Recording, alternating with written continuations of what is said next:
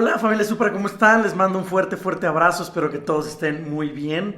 Seguimos con nuestra lectura, hoy es el último día de nuestro libro de Segunda de Reyes. El día de mañana comenzamos con nuestro libro número 13, así que ha sido mucha bendición, así que vamos a la lectura del día de hoy.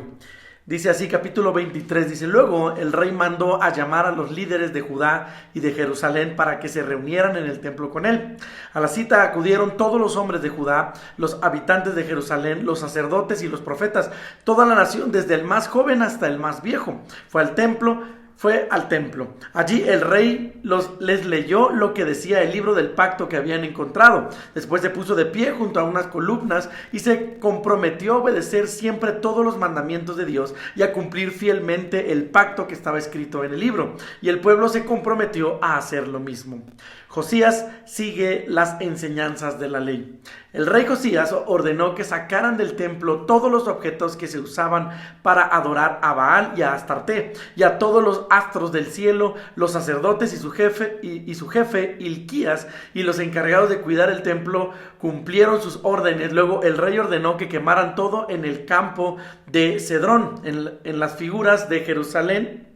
En las afueras de Jerusalén, y que llevaran las cenizas a Betel. También expulsó a los sacerdotes que los reyes de Judá habían nombrado para quemar incienso en los pequeños templos de las colinas, edificados en honor de Baal, el sol, la luna y las estrellas. Además ordenó que en todas las ciudades de Judá y alrededor de Jerusalén se quitaran los pequeños templos y sacaran del templo de Dios las imágenes de la diosa Astarte y las llevaran al arroyo de Cedrón, en las afueras de Jerusalén. Allí las quemaron y aspercieron las cenizas sobre el cementerio del pueblo. También mandó derribar las habitaciones del templo donde se practicaba la prostitución para adorar a los dioses, y a donde las mujeres tejían mantas para la diosa Astarte. En todas las ciudades de Jerusalén, en la región que va de Gebá a Berseba, habían sacerdotes que ofrecían sacrificios a Dios en los pequeños templos de las colinas. Josías mandó destruirlos y obligó a los sacerdotes a vivir en Jerusalén. A estos les prohibió trabajar en el templo de Dios, aunque sí los dejó comer de los panes sin levadura, al igual que los demás sacerdotes. Además, Josías ordenó destruir los altares de los dioses falsos que estaban en la entrada del palacio de Josué, quien fue gobernador de Judá. Ese palacio estaba a la izquierda de la entrada de la ciudad. Además, Josías destruyó el horno que estaba en el valle de Ben Hinón, para que nadie pudiera quemar allí a su hijo o hija como sacrificio en honor de Milcom.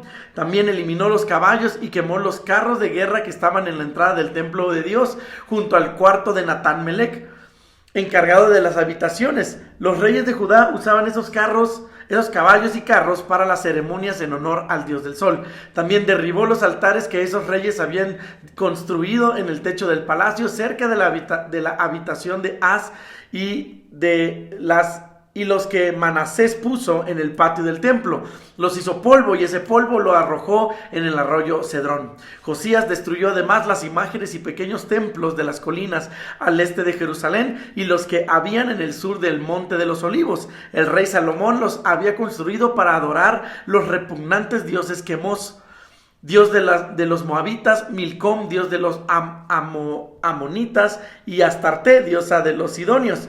Después rellenó con huesos humanos los lugares donde habían estado esas imágenes. Luego fue a Betel y derribó y quemó el altar que Jeroboam, hijo de Nabat, había construido allí, con el cual habían hecho pecar a los israelitas.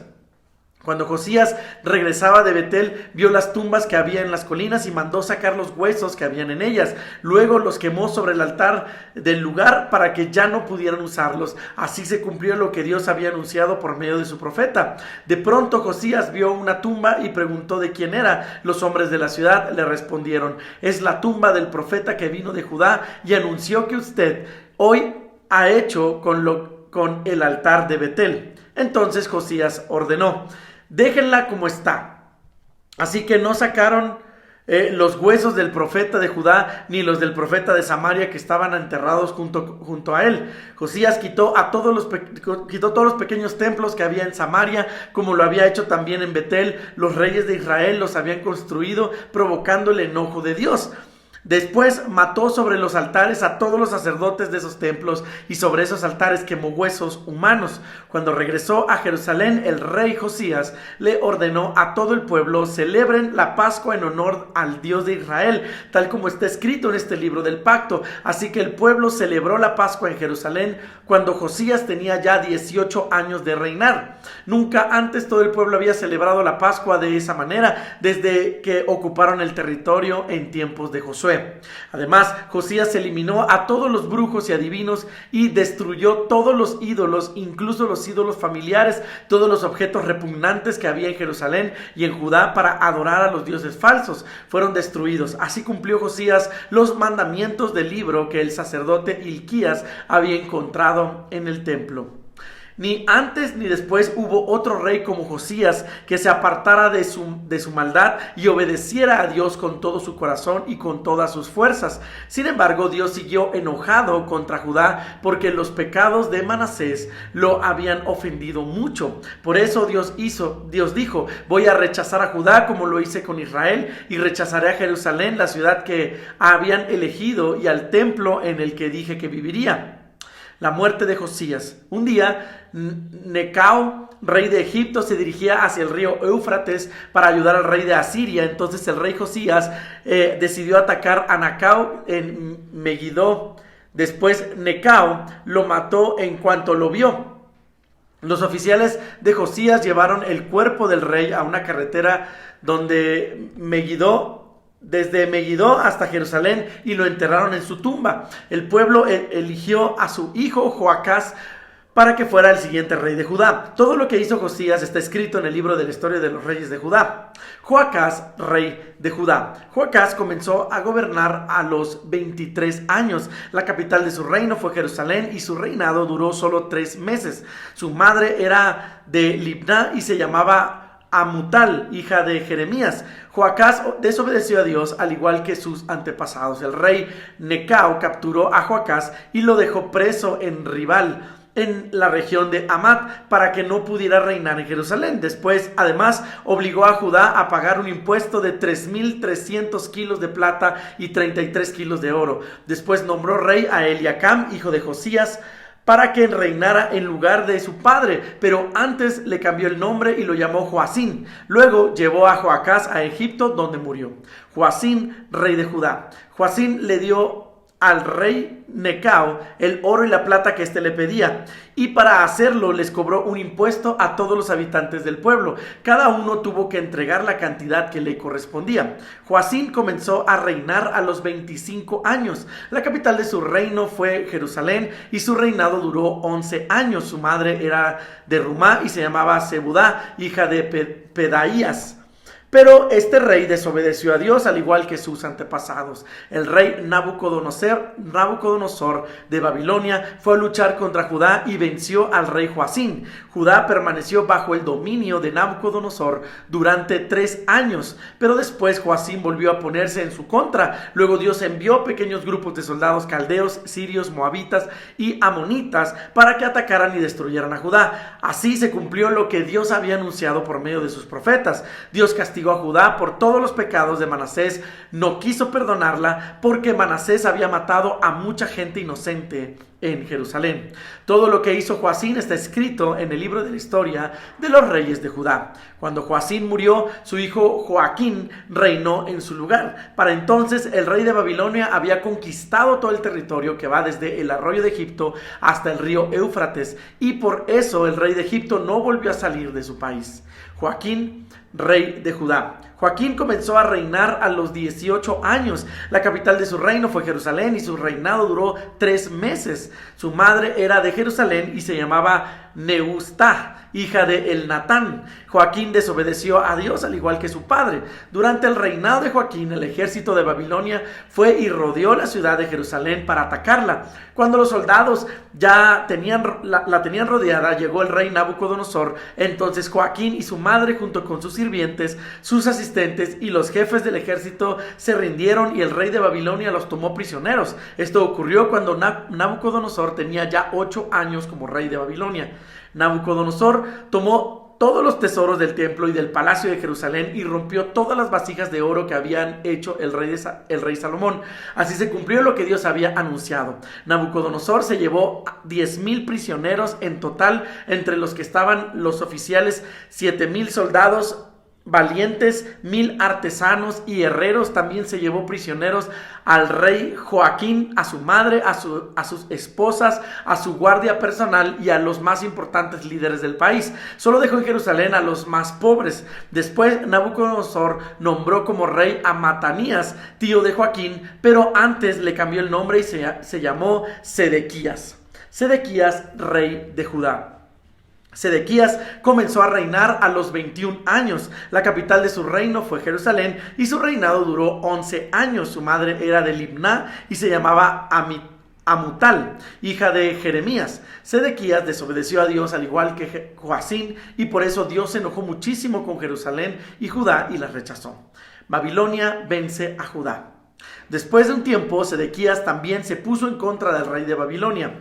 Entonces, el día 10 del mes de Tebet, durante el 9º año del reinado de Sedequías, el rey Nabucodonosor fue con todo su ejército para atacar a Jerusalén. Rodeó la ciudad y construyó rampas para atacarla mejor, y permaneció alrededor de la ciudad hasta el año 11 del reinado de Sedequías. Para el día 9 del mes de Tamuz de ese año ya no había en Jerusalén nada que comer. Por eso el rey Sedequías y sus soldados hicieron una abertura en la muralla que rodeaba la ciudad, pasaron por la entrada que estaba entre las dos murallas junto a los jardines del rey, y esa noche escaparon por el camino del valle del Jordán. Mientras tanto, los soldados de Babilonia seguían rodeando la ciudad.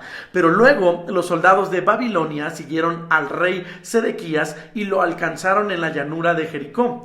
Todo el ejército de Sedequías lo abandonó y huyó. Los babilonios atraparon a Sedequías y lo llevaron a Riblá ante el rey de Babilonia. Como castigo, el rey hizo que mataran a los hijos de Sedequías en su presencia, y luego ordenó que le sacaran los ojos y los sujetaran con cadenas para llevarlo a Babilonia.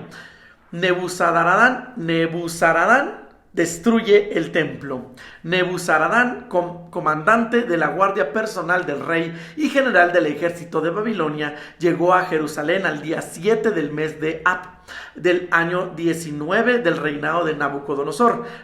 Nebuzaradán incendió el templo de Jerusalén, en el palacio del rey y las casas de la ciudad, en especial las de los líderes más importantes. Luego, los soldados babilonios derribaron las murallas que rodeaban a Jerusalén. Nebuzaradán se llevó a Babilonia a los judíos que habían quedado en Jerusalén, incluyendo a los que se habían unido al rey de Babilonia. Sin embargo, dejó a los judíos más pobres para que cultivaran los viñedos y los campos. Los babilonios se llevaron todo el bronce que encontraron, el de las columnas del frente del templo, las bases de los recipientes, el gran tanque de agua, las vasijas, las palas, las tijeras, los cucharones y demás utensilios que se usaban en el templo. Nebuzaradán se llevó además objetos de oro, plata, como hornillos y tazones. No fue posible calcular el peso del bronce de las dos columnas, ni del enorme tanque para el agua, ni las bases que el rey Salomón había mandado hacer para el templo. Las dos columnas eran iguales y cada una medía más de 8 metros de altura. La parte superior de cada columna tenía un adorno de bronce que medía más de 2 metros, con una hilera de figuras de bronce en forma de manzana. Además, Nebuzaradán apresó a Seraías, jefe de los sacerdotes, a Sofonías, sacerdote que le seguía en importancia, y a los 3 encargados de la vigilancia del templo. Apresó también a uno de los capitanes del ejército, a 5 de los ayudantes personales del rey, al oficial encargado de reunir a los soldados y a 60 líderes del pueblo. Todos ellos estaban en Jerusalén, pero Nebuzaradán se los llevó a Riblá, en el territorio de Hamat, donde Nabucodonosor, rey de Babilonia, ordenó que los mataran. De esa manera, casi todo el pueblo de Judá fue sacado de su país. El resto de la gente huye a Egipto.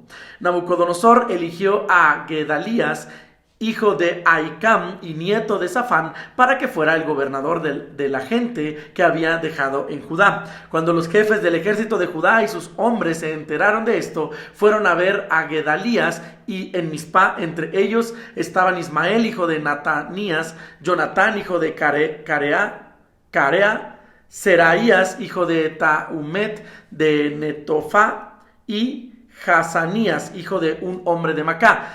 Gedalías les juró que si se quedaba en el país y servía al rey de Babilonia les iría bien y que no tendrían por qué temer a los oficiales de Babilonia. Pero cuando Gedalías cumplió 7 meses como gobernador, Ismael, que era descendiente de los reyes de Judá, llegó a Mizpá con 10 hombres y lo mató, y mató también a los judíos y a los babilonios que lo apoyaban. Entonces toda la gente, desde el más joven hasta el más viejo, y los oficiales del ejército huyeron a Egipto, pues tenían miedo de los babilonios. El rey Joaquín queda en libertad. Joaquín tenía ya 37 años viviendo en Babilonia cuando Evil Merodach comenzó a reinar sobre ese país. El día 27 del mes de Adar de ese año, Evil Merodach sacó de la cárcel a Joaquín, lo trató bien y le dio un lugar de importancia entre los otros reyes que estaban con él en Babilonia. Así que Joaquín dejó de usar su ropa de prisionero y el resto de su vida comió con el rey. Además, todos los días recibía dinero